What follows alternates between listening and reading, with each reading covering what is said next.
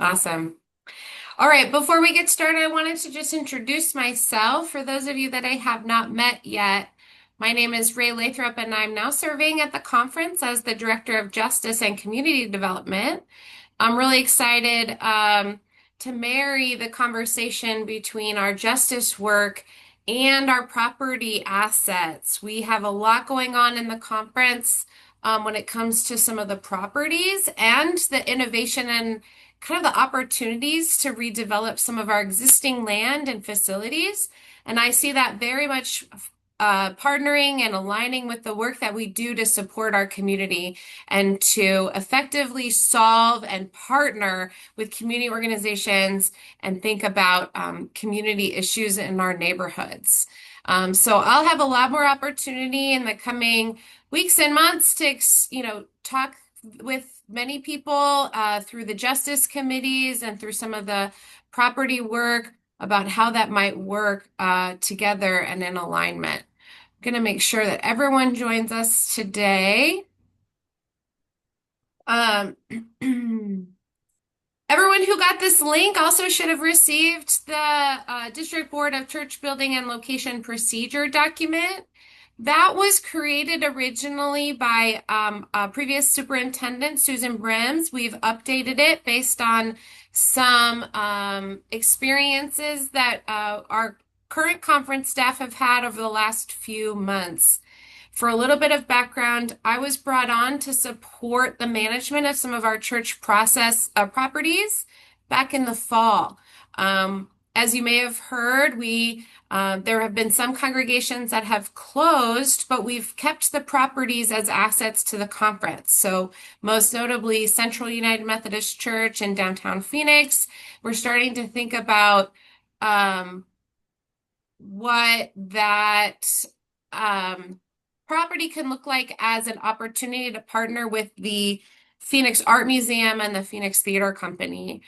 We also manage a couple of other properties of churches that have closed, and I've been working on that, like I said, since the fall and joining the conference full-time in March, and then in July also working to take on the social justice work.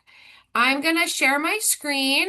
I have two screens going, so I'm going to try to also pay attention to the chat. If you have any questions along the way, please go ahead and put them in there, and I will do my best to address them. I am recording this video, and we'll be posting it online for others to see. We hope that this will be helpful for both local church leaders thinking about projects and the process they have to go through, as well as members of the district boards of church building and location. Let me share there. All right, can everyone see this awesome title page? Great. Okay, thank you. Okay, I've got everyone up. I'm going to make sure that my chat is open here. Jody, would you share your email address so I can make sure that you get a copy of this procedures? Everyone else, okay, great. Oh, maybe Jerry helped you out. Okay, we're going to dive right into it. I'm going to do my best to juggle it all. We're here to talk about District Board of Church Building and Location. This is a funny committee that gets called a million different things, but the Board of the Book of Discipline calls it the District Board of Church Building and Location. So today we're going to go over general tips and recommendations, overview of all of the processes that I've looked at as far as the Book of Discipline for property, some opportunities for assisting churches in property development, and some guidance that we might be able to offer churches as they navigate these sometimes very complicated procedures. One thing I wanted to note at this time is we're doing this procedures and this training and really trying to get in front of many churches at this moment because we're really seeing an uptick in opportunities and innovation that churches are looking for with their facilities and their property. There's a lot of conversation happening about not just increasing revenue, but increasing relevance in the neighborhood that churches might be able to offer to their local areas. And we want to make sure that everyone's given the best information possible to be successful. Some things that we've recently learned, and I also did a training back in January about some of the things that we've learned in managing some of our closed church properties. But in order to be successful with any building project, I want to share a couple of tidbits. Your church needs to be registered with the Nevada Secretary of State or the Arizona Corporation Commission in order to really make and sign legal documents. So make sure that every church is kind of going through and checking their own readiness for projects. If you want to sign a mortgage or if you want to sign a sale document or a purchase agreement, banks and title companies are going to make sure that you're registered with the state as a business entity. And we have found that those have been out of compliance for a number of churches, which delays the process. Similarly, please go find your church's bylaws and make sure that they're signed and dated. Title companies are requesting bylaws to finalize transactions, and that's been really difficult and also contributed to some delays. Um, we'll talk a little bit about some advice we have on selling land versus leasing land. But we also really encourage churches to be thinking about where they're located, what their zoning is for, what they're allowed to do in their neighborhood and city. There's a lot of research that goes into many decisions that a churches might be able to make about where they're headed in the future.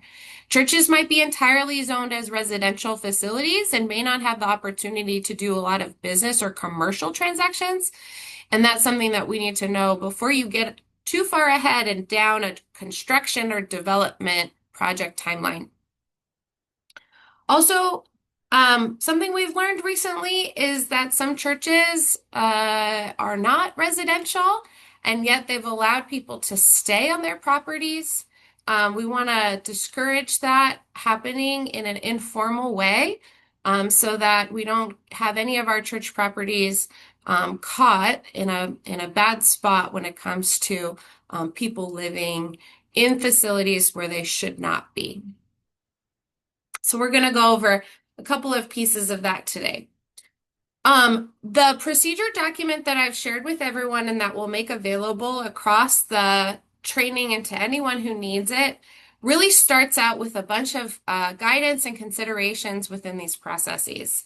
We really want to make sure that churches have done a lot of research before they actually propose a project, whether there's deed restrictions, mortgages on a property that you didn't know about before you try to sell. We just sold a church that had a deed or a mortgage from the General Board of Global Ministries from the 60s. And so we had to pay off that mortgage in order to actually sell the land. Many churches might have restrictions based on their zoning or historic preservation status, their neighborhood plan that they're a part of. Lots of research needs to be done prior to proposing any sale, building, purchase, or redevelopment to make sure later down the line the local government's not going to stop the project. There are different thresholds for projects that need to come in front of the District Board of Church Location and Building.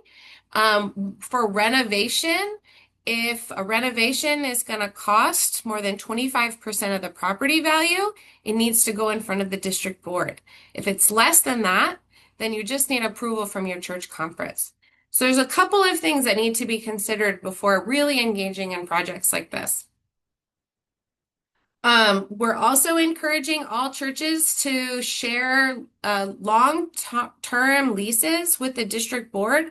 Anything beyond 30 days or any lease with a partner or an outside entity that's more than just one event should go through the district board in order to be just looked at by a group of experts and people with an outside perspective to make sure that it's fair and equal for all parties. There are restrictions on how you might use proceeds from the sale of buildings or the sale of land. Those restrictions are different depending on what you've sold. And so we've made sure to outline that very explicitly here in this procedure document.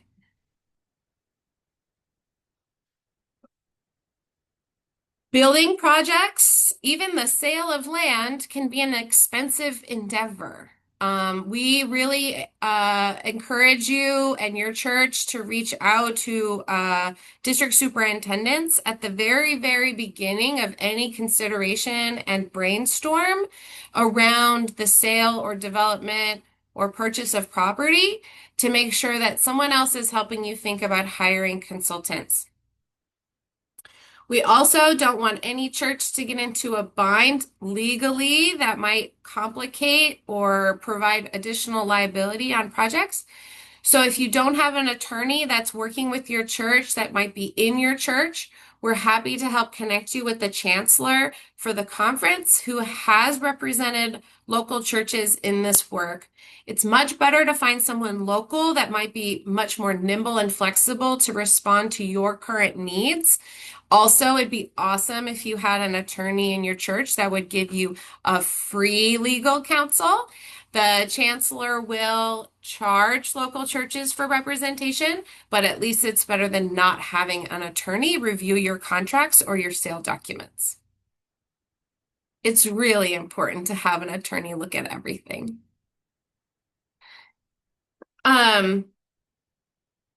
We want to be really careful when we're going through projects that every step of the way, the church hasn't gotten too far ahead of itself in their process. We'll talk through, and I've got a chart for each one of the ways in which decisions are made and who gets approval for things. But you shouldn't engage in an architecture firm to do an entire building design if you haven't yet gotten approved to move forward with doing a building development. And so we want to be careful about the ways in which you engage technical experts and consultants and not get signed into contracts that might be much further beyond the phase of a project that you're in. We also just generally are not recommending that churches sell easements to broadband or telecom communications. They want to put a cell phone tower in your parking lot. It sounds like a great idea, and we do encourage you to arrange a long-term lease with a telecom antenna or whatever they're looking for. But selling that easement will create a lot of restrictions for that property upon any future development, redevelopment, or sale, and it makes things really complicated. All right, so those are some of the recommendations before we dive into some very specific process. Eric, you had a question. Do you want to type that in the chat so that we can all see it and I can answer? Or you can unmute yourself, yeah. Sure. Uh, two quick things. In terms of residents, I'm presuming something like Family Promise, where we're offering families a place for a week. Mm-hmm. That's not the condition that you're considering as far as residents. Correct. It would be more of a use agreement with a community partner. What we're really discouraging is having like a groundskeeper or someone as an individual staying on Right. the property, especially without uh, a residential lease, especially without a written agreement on what that looks like. Yeah. Right. And we have, in our case, we have a group that's been using our facility for a weekly, weekly stuff, and they've uh, basically we've entered into kind of an informal agreement to give them some office space. Mm-hmm. And I don't know if we need to have that reviewed. I would encourage all churches, informal and formal renters, to actually just write things down on paper and have both parties sign. For something like that, we could provide a template for a facility use agreement that might be a little bit less onerous than an actual commercial lease. But anything where you can spell out who has access to the building, when they're going to be around, what happens if keys are lost or if the alarm goes off, and who's carrying the liability insurance, even if it's the whole church doing all of those things. I think it's really important to have that written down so that expectations are very clear on both sides. Okay, thank you. Yeah. hmm All right. We ready to dive into some processes? This looks like a lot. We've got one of these flow charts for each one of the processes and projects laid out in the procedure document. So it won't be too far for us to go through them. The document itself has additional guidance on recommended steps, as well as, of course, reference to the Book of Discipline as far as how exactly these things work. But if the church is interested in purchasing property, um, of course, obviously, this is going to start from a conversation at the congregation. You're going to want to talk to a pastor. You're going to want to talk to your congregational members. You're going to want to talk to a bunch of your committees about what kind of needs they have and how purchasing a property would fill those needs. When you're ready to have an actual conversation about moving forward, there needs to be a a church conference that approves that proposal. And then there needs to be the development and establishment of a building committee. That building committee will then go in front of the district board for approval. And I think really every time the first step of meeting with the district board is to make sure that the members of that board know that this is a project that they're going to be tracking over time. It's not necessarily for approval, but it is for guidance and like, yes, I think you've thought through everything and let's move forward with the rest of this. The building committee will continue to finalize plans and figure out how to purchase the property, what they're looking for, and have a second charge conference that very much approves kind of the direction forward, then and gets all of the offer together. The district board will approve the very final kind of agreements when it comes to a purchase, and the charge conference kind of affirms all of that. It's absolutely vital that the church conference at the last step keeps written minutes about the decision there. Title company is going to want to make sure that the church has vetted this decision. All of these things need to go into, and it's possible if you're looking for a mortgage company is going to want these too. They're also going to want to see your bylaws to make sure that they understand that it's your charge conference that's the decision-making body and approval of this type of decision. So lots of these steps are outlined in the procedures. This is just a really high level project. It's really important to reach out to the district superintendent as early as possible so that they can help connect the dots with the district board and the church leaders. And then I'm going to be around now in this new position to help answer questions along the way. There is a special note here. This is included now in the procedure document, something we found within the conference rules. This is in the conference rules that were adopted at an annual conference. This defines how finance works at the local church. I don't know that this is how we've been operating, but this is something that is in the conference rules, and I wanted to let people know about it. If at any point someone feels like we need to change the conference rules, that happens at annual conference and we can do that. This really says that a church project should not carry debt larger than 2/3 of the total project cost, and that it says that the length of a loan, like a mortgage, should be 15 years or less. I don't know if that's how mortgages work anymore, or if that's the best thing for churches, but I just wanted to note that the conference rules include this. That's included in the journal that's published at the end of every annual conference. So we can go and look at that. Okay. Um, Candace, yes, sometimes there are the chancellor will back up all the decisions significantly based in the Book of Discipline and the procedures for the local church. We just recently had some interactions with title companies that may not understand Book of Discipline and they're looking for church bylaws. So it's important to have both of those documents available. Um, Any questions on this? I don't know a lot about this. This is something I found and I wanted everyone to know about.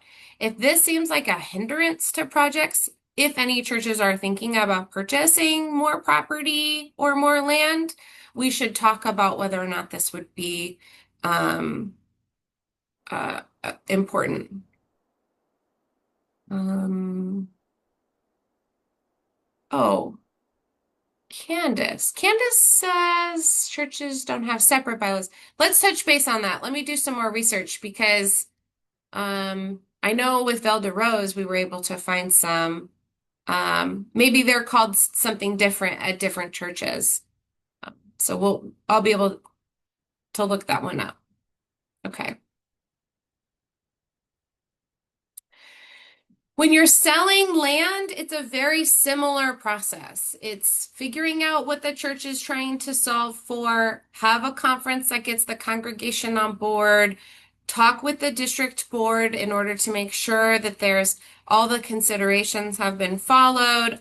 The district board really can provide additional expertise and perspective on all of the decisions and considerations around this. Then a church's building committee would go and seek bids from buyers around the property that they're trying to sell. However, they cannot approve at that time an actual sale without the approval of the district board. Sometimes the district boards can meet on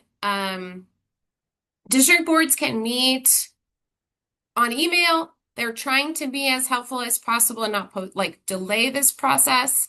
But this is why there's already been a step with the district boards so that they're already familiar with the project before it comes to that final sale agreement. When you are selling church property, it is important to have an appraisal. It's important to have a real estate agent and perspective. In the procedure documents, we do provide recommendations for when those experts should be included. But yeah, it is important to make sure that you're selling land or property based on the actual market rent, if your market rates of what that can be. And the church can engage with a real estate agent in order to identify the right value for those things. It's recommended at the very end of selling the church property to have another church conference just to let people know what happened, how it worked out, how much it was for, those types of things. Something that's really important to know is that when you are selling a building, when you are selling a building as a local church, you cannot use the proceeds of that sale for anything related to the church's operations. You can only you can only use the proceeds of that towards more development or more capital for future development. You cannot sell a property to fund the operations of your church. That's different when it comes to selling vacant land, but it's really important to note, and that's listed in the procedures document. We encourage churches to hire real estate agents as they're trying to make all of these decisions so that it's based in their local context. So yes, when you're trying to sell and when you're trying to buy land, it'd be really important, or buy property, you do want to go through a real estate agent, especially one with expertise in commercial real estate. Very different than residential real estate. they will be able to provide the best advice for our churches. Okay. As I said earlier, if you want to renovate your building, the only time it really needs to go in front of the district board is if it's the renovation project exceeds 25% of the property value. So that means you have to do a lot of research before you kind of know what your renovation project's going to be. You kind of have to know your property value. You're going to have to know the cost or the full scope of the renovation you want to do. And then you'll need to make sure that the church is on board. So this likely does not, you know, as far as a scale, this does not likely trigger working with the district board if you're trying to build a ramp where there were previously stairs, or when you're trying to fix a bathroom or maybe add a bathroom. Depending on how large your property is, the value of your property, you may not need approval for some projects. If you're thinking about adding additional buildings and walls, if you're thinking about moving the property lines in ways, I would suggest doing some research and at least letting the district board know. You want to make sure, again, when you're doing any renovation, that you're not doing something that's not allowable by your city code. Renovations with plumbing, HVAC, moving your property lines, adding additional walls and square footage needs to go through permits. So this is not process related to renovation overall. Your renovation project should follow local code. This is the process of engaging the district board.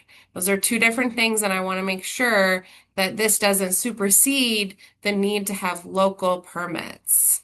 But absolutely, I think the district board, as experts within your community and your district, would have great guidance on making sure a renovation is thorough and well thought through as far as how it affects your property. You should always check. I love you. Like, these are great tips. Check with the district board. They do know what they do. I think district superintendents have been very intentional about filling the district boards with people with expertise in this area. Real estate professionals, architects, people who have done construction. Those are the types of members of the district boards. And so they'll be able to help advise on projects. We don't currently, as a conference, have a whole list of consultants and technical experts to advise. I will say, with a lot of our conference properties and the closed churches that we've been managing, we have a real estate agent down in the Phoenix area that we've been using. But if you're looking for somebody in your local context, we'd probably be able to get some recommendations from members of your district board, or also from some previous projects that we've engaged in at the conference. Okay. So renovation, very similar process. You'll see the Book of Discipline is consistent here. It's making sure the district board knows what's happening. It's making sure your church knows what's happening. It's getting final approval, and it's starting a project. Okay. A leasing property.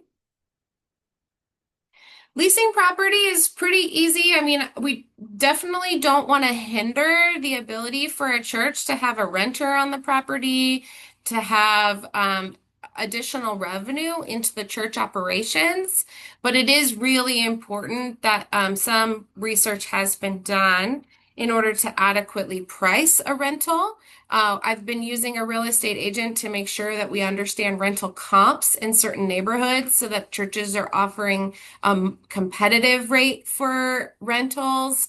I know that it feels good to offer a below market rate for community partners. And while we do want to encourage churches to um, be nice and friendly partners. We don't want churches to be renting their campus without getting the money that makes it worthwhile. The district board does approve the final leases, so that they can read through all of the pieces. And we definitely encourage a legal um, review of lease agreements. We have several templates, some leases we've seen in the past that we like across Arizona, and some in Nevada, not as many as I'd like, but we will make those available.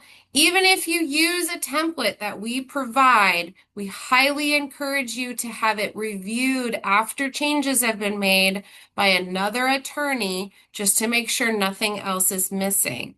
And the district boards are now pretty savvy at making sure that they're requesting that a legal that legal review of leases has been made before they sign off on it. I'll get to some of these questions in a second because the next page I wanted to offer a couple of recommendations on leases. Please don't, we really don't encourage you to lease your property for someone to live on. That's different if you have a parsonage. However, um, we were in a situation recently where a church allowed a groundskeeper to stay in the property in exchange for groundskeeping. None of that was on paper. The church closed, and then we had to go through a very expensive eviction process, and that was uncomfortable for everyone, and we really want to avoid that. That was not the way we wanted to handle that. We don't think residential leases is appropriate on the majority of our church properties, and just really don't want to get in a situation of managing that again. It's recommended, like I said, get a lawyer to review everything. Make sure that the lease that you're using contemplates who's responsible for what. Who pays if the security alarm goes off? Who pays for the $50 fee for the security company to show up? Who pays to rekey the place when someone's lost the keys? All of these things that you can think about if you've ever been a renter of a house yourself, like let's make sure that we think about and steward our church properties just as carefully. Leasing your church building to a for-profit company will then make your church pay property taxes. Property taxes for your church are like you don't have to pay them if you're a nonprofit and you're doing your church activities. But if you start renting to a for-profit preschool, adult daycare, or someplace, you're going to have to pay property taxes on the equivalent percentage of your building that you're receiving rental income on. In some counties, you're also going to have to pay sales tax on your rental income. So it's really important to have a real estate agent think about this with you so that you can be doing your bookkeeping and your lease pricing accurately so that the tenant ends up paying for those costs and you don't ultimately, as a church, then have to have higher bills that you may never have paid before. And we certainly don't want churches in a situation where the county is coming back at them and saying, wow, you owe us years of property tax or sales tax, because that can be a real boondoggle. Um, Another question here. Suzanne brings up that the Book of Discipline says leases cannot exceed 20 years. I need to do some research on this piece because we are currently negotiating a 99-year land lease with Central United Methodist Church. So maybe if that's what the Book of Discipline says, maybe we're doing it anyways. I'm not sure. Let me get back to you on that one. Um, yeah. Well, you'll need a certificate of occupancy for lease, but also just to be in the building itself. So yes. Um, oh, Jade, I think you're right. I, it would be really encouraged to have the chancellor review commercial leases. Um, the We do need to make sure we have a lawyer that in the state of Nevada for some of our North District churches can review it based on Nevada law too. So we're going to find someone who has all of that important understanding. But yeah, this part down here about for-profit leasing, really super vital to know. We just approved a lease in Tucson for a for-profit preschool. We're making that preschool pay additional fees for the property taxes that we're estimating and an additional percentage based on the taxes that we're going to have to collect and pay to the county for rental income. And we're having that tenant pay a base amount for contribution to utilities, even though the building that they're leasing is not individually metered for power and water. We want to make sure that leasing to a company or a service or anybody does not cost the church more money than it needs to.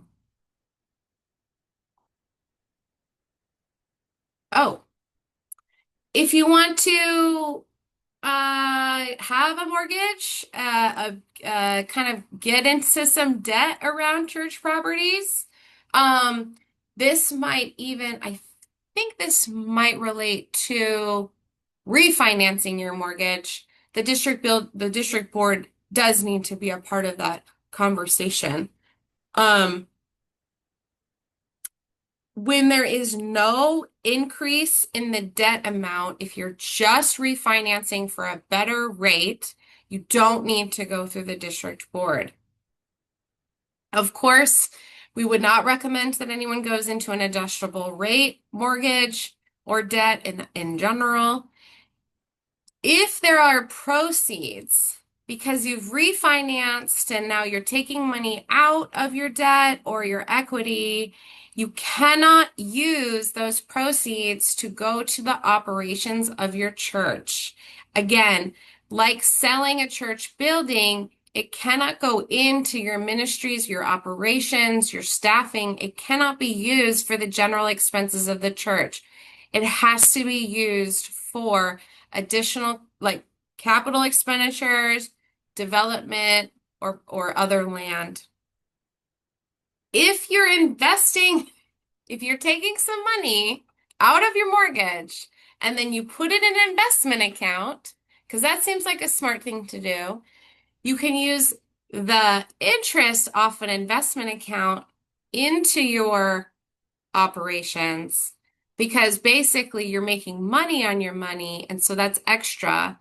But that original principal, if it ever moves, can only go towards another capital expense. There's a lot of considerations and nuance throughout all of these process.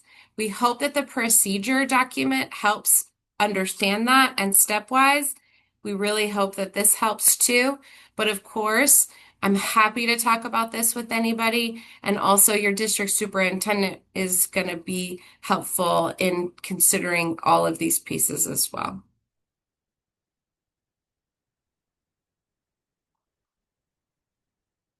New construction, again, follows a very similar piece of, similar process, making sure that the district board is well aware of the project very early.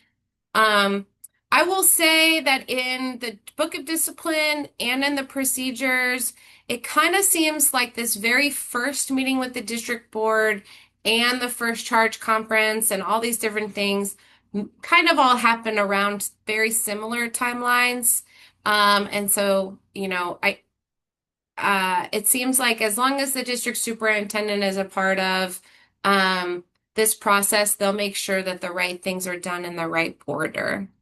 Sometimes the district superintendent, if a project has been approved a long time ago or other things, there's a little bit of flexibility, but generally we're trying to have all this process be consistent across all of our 4 districts, our superintendents, all of our clergy and our churches, because people move around and we don't want people to have to relearn a new process. We're a small conference. It makes sense for us to all follow the same procedures.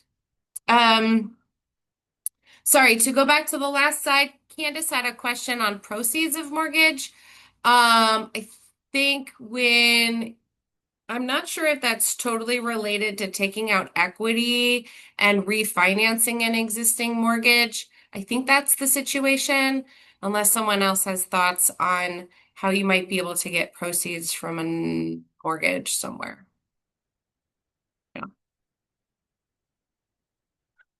So I've got some other things that are included in the procedure document, but as far as process, does anyone have any questions for all of the scenarios that we've laid out? Okay, trying to make sure I'm following everything.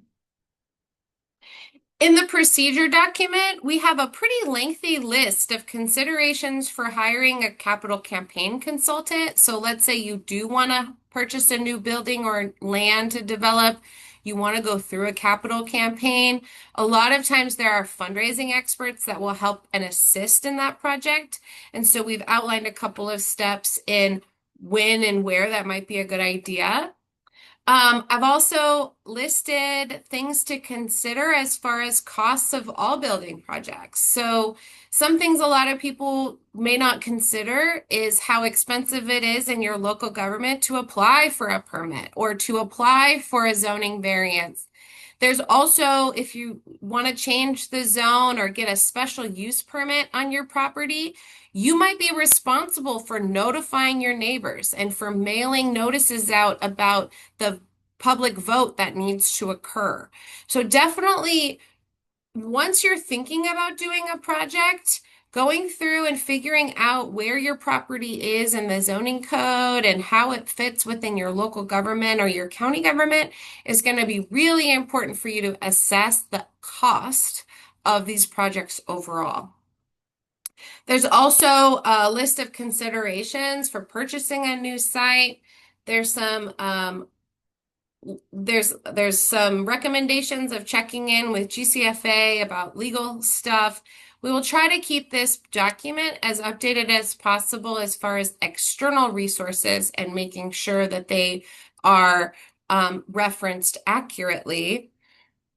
Then there's also templates, and I apologize that these are only Arizona based, but there's templates for not for having an agreement with your contractor and with your architect and your consultant on projects to be holding final payment until things are completed. So those are important things that you can be looking at. We're trying to make this a one-stop shop. We will be posting this training and this document and any templates for leases and facility use agreements and other things that I collect as I keep doing this work and supporting churches into one place on an online learning platform that the conference is currently developing. So stay tuned and we'll make sure that everything related to church property is in one place in the short term. When we are thinking about gathering all of that material, please let me know in the chat or shoot me an email. I will go ahead and list my email address, which you should have because you got invited to today. But please send me thoughts, questions. What kind of trainings could be helpful for you, your church work, or the district board? What other templates could you be looking for? Who else should be getting this training? Can we send it to all of our church trustees? Should we be sending it to people that need to be thinking more about considerations for projects? And I wanted to let you all know that I went and did a video for Monday Moments in January where I kind of shared top 5 things to be doing and not doing as you think about using your property, selling your property, or leasing your property. But that is a lot of the material that I wanted to get through, in fact. So I'm going to open it up for questions. And in fact, um, I can stop sharing my screen so we can have a discussion. Let me here, here, here. Remove spotlight. Okay, great. So let me answer a few questions here. Lien waivers. Jade, let's talk about lien waivers to subcontractors. I, you think that's important to have? No. Oh, you're on mute. Do you want to share? Well, you want to make sure that the subcontractors are paid. Sometimes general contractors underbid a job, and a large job that's larger than what they normally do can put them into bankruptcy even. And then if you don't have the subcontractors paid, the church is involved in litigation for maybe years. Yes. In fact, this is something particularly important for affordable housing development, if anyone's thinking about that, because the way affordable housing is financed with tax credits and equity partners and a lot of times public funding, funding is not available until until months, if not years of work being done. And so it's really important to have some of the subcontractors understand that and sign their contract based on payment as far as when the financial closure occurs. Um, it's also really important to have agreements with a developer, and then be careful about their relationships with their subcontractors. If your developer all of a sudden has a difficult relationship with their subcontractors, we want to make sure that the church is not at risk or liable for some of those payments too. So lots of really important nuance in how, especially how development gets done or construction is done. And that we would really like to make sure that we're helpful in resourcing a church to make those good decisions. Yeah. Hmm. Developers are by nature not the most honest people in my experience. And I would suggest doing a thorough background check on the developer, including looking at the clerk of the Superior Court's site and seeing if they are litigious. That's a great idea. I would also look at the contractors board. Make sure you're hiring a good contractor. Make sure, someone who knows how they're following permits and code and different things like that. So there is a lot of research to be done when we're talking about development. Um, Troy, how are churches made aware? We have found that not all churches understand this process, nor maybe are they aware about this process overall. And so as district superintendents have changed, as clergy have changed, as just the general lifespan of churches has moved on, people uncover some of these types of things. And so, what I my position is brand new. We're trying to get the word out. We're going to use this as an opportunity to reestablish this process and make sure that we're getting in front of it. So I've done a Monday moment. I've done this training. I'm really engaged with the conference trustees. We're doing our best to get the word out. The district superintendents are really aware about all of these. And do you have any suggestions about other groups that we should be, or places that we should be sharing this information? I think the DS is a great start to have the processes really front of mind, so that when projects come up in conversations with the DS and the local pastor, that these things can be reminded of or pointed out. As the chair of the North Committee, I over the last I don't know, 5 years, we've had 3 or 4 projects ongoing, Mhm. and most of them have not come before the committee at the appropriate time. And when there is an action that needs to happen, it tends to be, hey, we're going to planning commission tomorrow night. Can we get the committee together for approval? Or, and then it's too late, right? Yeah. Because not only are they going to planning commission already, they've already entered into an agreement with a developer or an architect that they really should have run by the committee first, and so on and so forth. So, like, I don't, maybe, I didn't have the benefit of seeing the Monday moments or that sort of thing, but maybe, how to find your committee kind Yeah. of guidance through the website, or if that's even available, something to that effect might be super helpful.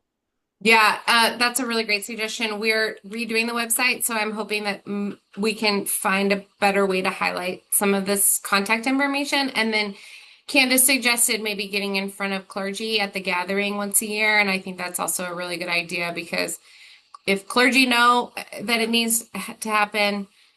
We also, I don't know that there's a convening of trustees across the whole conference, but I do know that Melissa, as a district superintendent, has been pulling SPRCs together, or, it's kind of an informal invitation as far as I understand. But the more we can just let people know that this process exists and that this is something to pay attention to in the local church, the better off we'll be. So we'll be working together on making sure as many people as possible understand those pieces. Let me Yeah, answer a few more. could I Yeah, just echo one more point? Checking the professional licensing is super important. And like, just real briefly, in some of the experiences we've seen in the north, we see these, the developers or so-called church expert yeah. architects are end up really not being very qualified, or maybe even not even licensed, and it Hmm. really creates issues for churches. So I can't Yeah.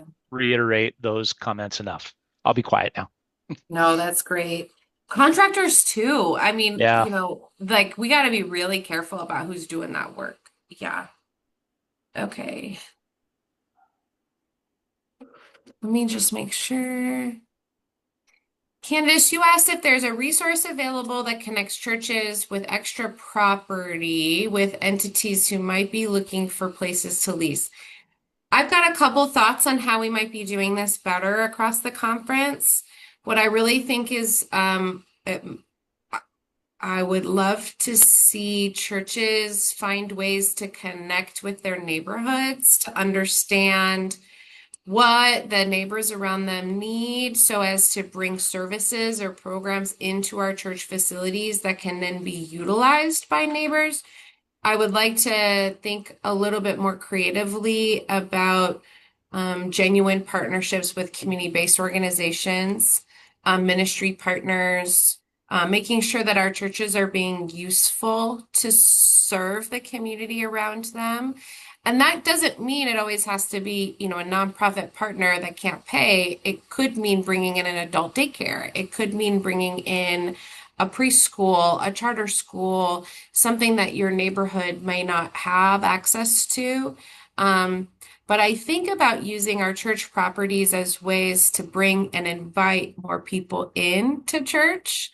And the more local that relationship is based, the better off we are. So I would like to spend some time teaching how we connect and answer those questions about the surrounding area to our local church rather than trying to come up with a list of partners, if that makes sense. So We'd that's be happy to something be a I guinea would like to develop. practice. Hmm? We'd be happy to be a guinea pig if you need someone to practice on. Awesome. I do have a number of churches with some extra land. I would really like to pull a bunch of people together to learn from each other, or maybe so that I can be best helpful to multiple church projects at once. So if you have extra land you don't know what to do with, let me know because I'm going to start pulling a conversation together with some churches. You got some, Candace? Okay, watch out. Candace and Suzanne and Sylvia, watch out. We're all gonna have a Zoom and figure things out together. Um, Michael, I don't have recommendations on hourly or daily rates, but um,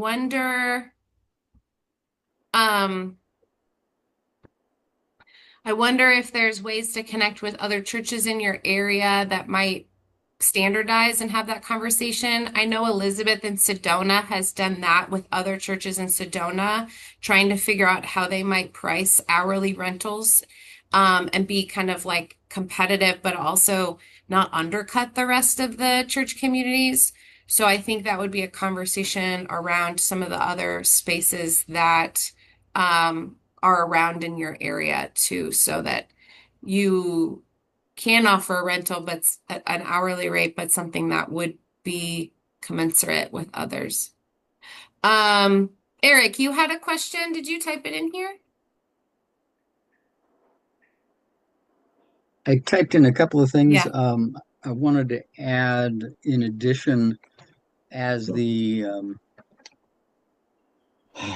I'd say recent recipient, but that's probably not at all the correct term. Um, we contracted for some work with our AV system at St. Matthew with a contractor who then went out of business. Yeah. And it turns out that this was not a very reliable company, and lots of problems came out of that. But a couple of things that we did recognize that I think are apropos of this conversation. First off, um, checking the ROC, the Registry of Contractors, checking the Better Business Bureau, those are great, but the strong recommendation and simple fact is both of those organizations are limited in what they will publish to their website Mm-hmm. because they don't want to fall afoul of lawsuits Mm-hmm. from some contractor saying, hey, you said we weren't reliable. It's not true. Um, so that information has to be very lagging. So the recommendation that we were strongly given after that from contractors in the church basically was call them directly, call the ROC, call the Better Oh, Business Bureau, talk to someone in person because they can tell you things over yeah. the phone that they will not publish on their websites. Yeah. And for Um, also any business services or anything, I'd also ask for referrals or recommendations. I'd ask for, right, and we actually had that in this case, but yeah, that's a oh, really good point. Yeah, yeah, it was a mess, and I think you can talk to one of our DSs about that. Uh, good to um, know. the other thing that I was really wondering about, and in a similar light, uh, you had just brought up whether there's a regular meeting of trustee bodies.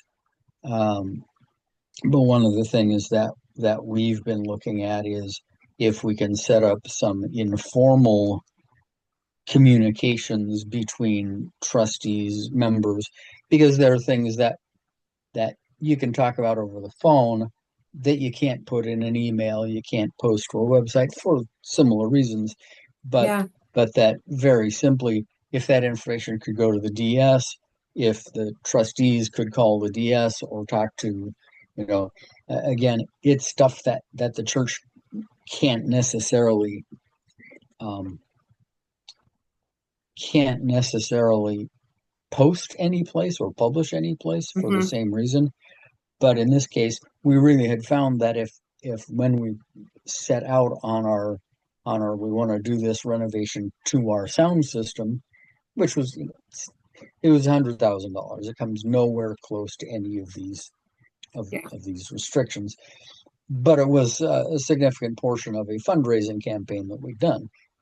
Um, uh, that after the fact, we found out that there were a couple of other churches in the conference who had also been struggling with having dealings with this particular contractor. That if we had known, gee, should we contact the DS? Gee, can we reach out to trustees of other churches? Something where we could have somebody else say, don't deal with that person, or Yeah. we've heard some real questions.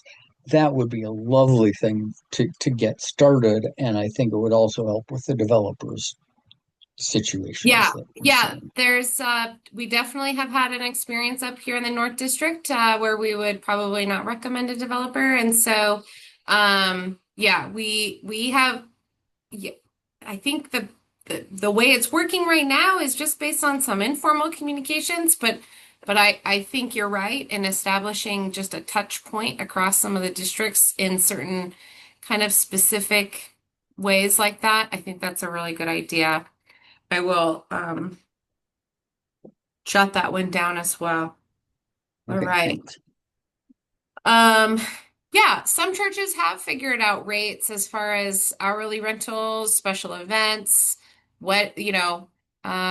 different contributions that can help support a property for different things. We, I will.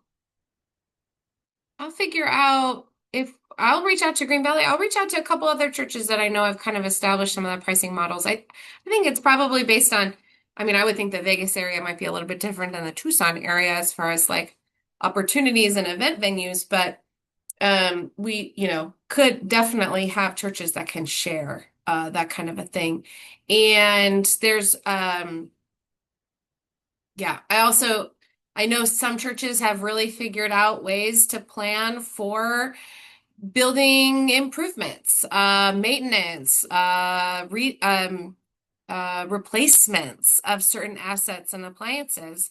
That asset management component of our church properties is something I don't know that a lot of us have a good expertise or handle on. And so I know that there's some additional training that we'll want to consider as it relates generally to church properties and all these different things. Yeah. Jade, you had another thing about appraisals?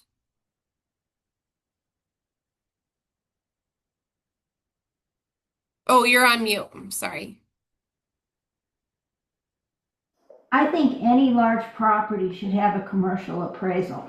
Churches are very unique. Yeah. Uh, and you're talking about different areas of the state. It's very hard to come up with a value on a church in a small community. Hmm.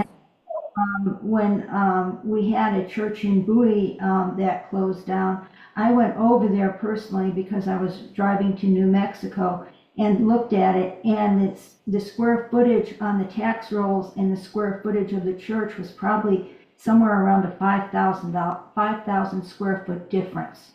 The Yeah. church very small on the tax rolls, but was actually physically built quite differently. What Yep. I'm trying to say is, um, even realtors who've had years of experience would have difficulty coming up with values on existing church properties. And whether they're in a big city or a small city or a rural community in Arizona. Hmm. What I would highly suggest is having what's called an MAI appraisal, which is a commercial appraisal by, and MAI appraisers sometimes work all around Arizona. I know I work with one that has its own private plane and also is a pilot. So he flies everywhere. I'm just giving an example. Hmm. Yeah. You know, when you're Yeah. talking We a $3 million property, you can easily be 10% off, which is $300,000. absolutely. Absolutely. Yeah. Real estate agent representation, legal representation, all of that is really important to this project. So, you know, we just got an inquiry on a church. Someone wants to buy part of the driveway or move the lot line a little bit. And, I'm not going to pretend I know what that is. And I'm certainly not going to pretend I know what the value of those couple feet in Nogales, Arizona are. So I'm going to have to go make some calls and make sure that we're talking about the right amount of, value and process. So, Troy points out there's plenty of ways in order to price things for laces, for events. A nice easy way is looking at monthly operations on an average. And then dividing by square footage, so you kind of have some thoughts there. That has been the way we've been kind of approaching some of the ways to add fees onto leases to account for utilities. And also including in that alarms and service contracts, internet and phone, if your leasee is going to be utilizing your internet um, beyond just, power, water, sewer, trash. So a lot of those things can be bundled as utility payments. Sometimes churches are only paying them once a year. Don't forget that those are really ongoing costs of keeping your facility up and running. And then if you're having a renter, they should be contributing to all of those components of the church operations. Yeah. All right. I scheduled this for 90 minutes because I wanted to allow for as much discussion and questions and answers as possible, but we do not have to stay around if there's any questions people have. Let's see. There's another question here. Eric, you're right. There are fire inspectors that are fire inspections will be necessary for any renter like a preschool, anyone that serves a vulnerable population. They're going to be looking at your fire extinguishers and your fire suppression system. So definitely account for that. If you do not have a fire suppression system and need to install one in order to accommodate a school or a preschool, they can be upwards of $20, if not $30,000 to install. They are very expensive. Sometimes a tenant will pay for that if they're coming in with a lot of money in the bank, but a lot of times they won't. And so it may not be feasible to attract a preschool sometimes in your property if you don't already have some of those things. Candace, you asked if I, there's a difference between renters compare with facilities. What do you mean? So we have a facility use agreement with all the fees and whatever. So like, for instance, with the Boy Scouts, Yeah, right? I wouldn't call them a renter. right. So what would distinguish when you start having a renter versus a long-term facility use thing like with Scouts or some other entity like that? That's a really great question. I'd be open to some people's also advice on that. To me, there's a big difference in the relationship with the church. To me, there's a difference between maybe some shared ministry or programs um, versus an external partner, an organization. I know Sylvia looks like she's got an answer here. Yeah, Like that's how I would look at it. the word ministry, I think, is the nail on the head on that one, right? Candace, we had a conversation with a CPA about how to define that from a tax standpoint, essentially. And if it's a ministry or shared ministry that the church is somewhat in bed with, so to speak, then it's more of a facility use arrangement versus leasing to something that's external and not ministry aligned. So like Scouts, AA, for us at Song of Life, those organizations are more of a facility use agreement versus we have a driving school that meets here. We have homeschool co-ops that meet here. We make sure things align mission and vision wise, that they're not outside of the scope. And it's more about ministry is facility use versus not non-ministry is leasing.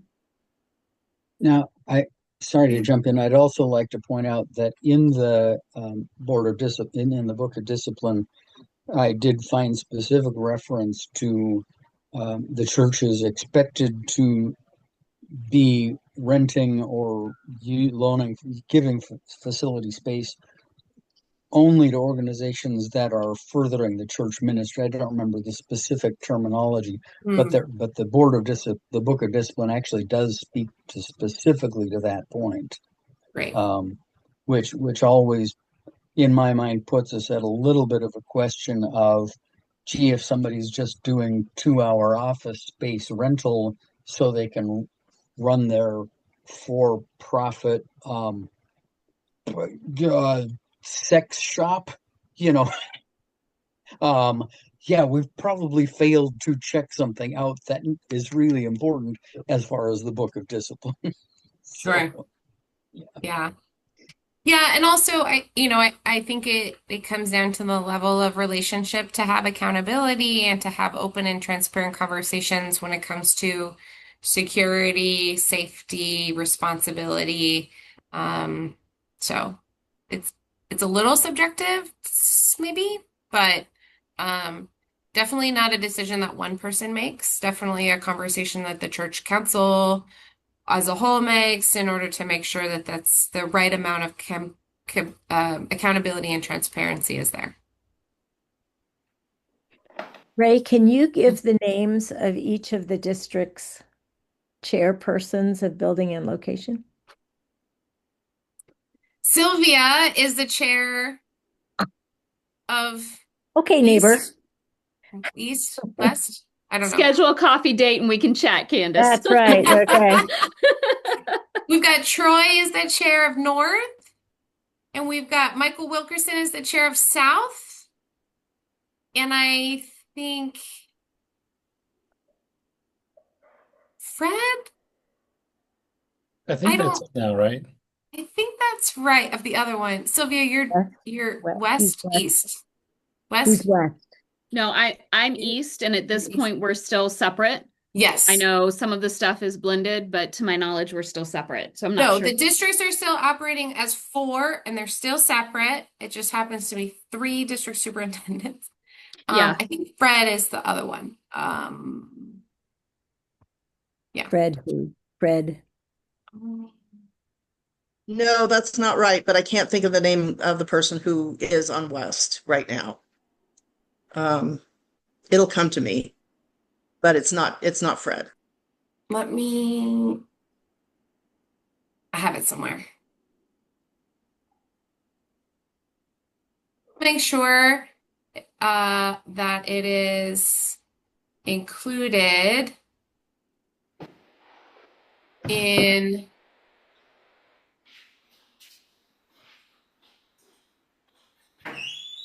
make sure that it is included in the PowerPoint when we upload it. Looks like Bob Klein, according to Oh, CLLD. that's right. It is Bob Klein. Yes. And we have talked recently, yeah. Sorry, guys, I'm sick this week, so brain's not quite No, you're fine. on all cylinders today. Oh, great. Okay. You know, to me, it's almost a miracle that as many churches are still surviving, um, despite not knowing all this stuff. Um, I, really, there's so much to learn and to know that probably we could have been doing things much more effectively throughout the how many years of our annual conference or whatever.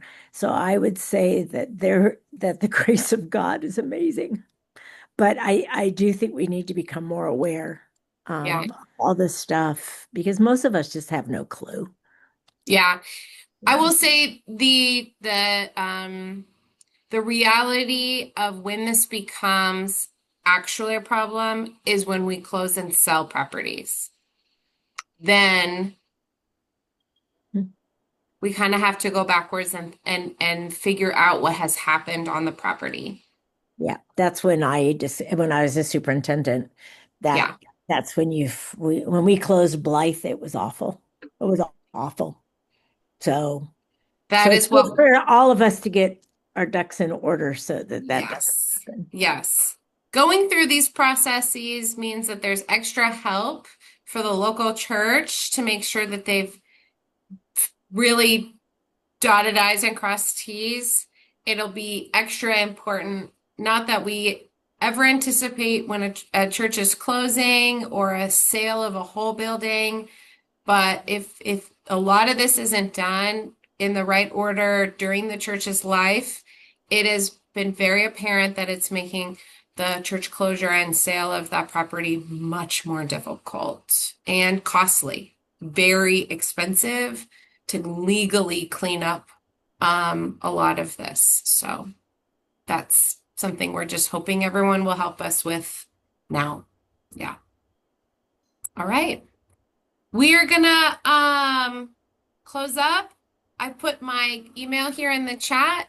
You should expect to see this video, the PowerPoint, listed on yeah, listed I'll upload it online and make sure you guys all have a copy of that. Please feel free to share this with anyone who's asking any other questions. Or feel free to share my contact information so I can help anyone through any questions that they might have. All right. Thank you all so much for joining. I really appreciate your time. This is a really important project and process, and I really appreciate everyone engaging here. So I'm happy to help in the future. Just let me know how. All right. Thank you all.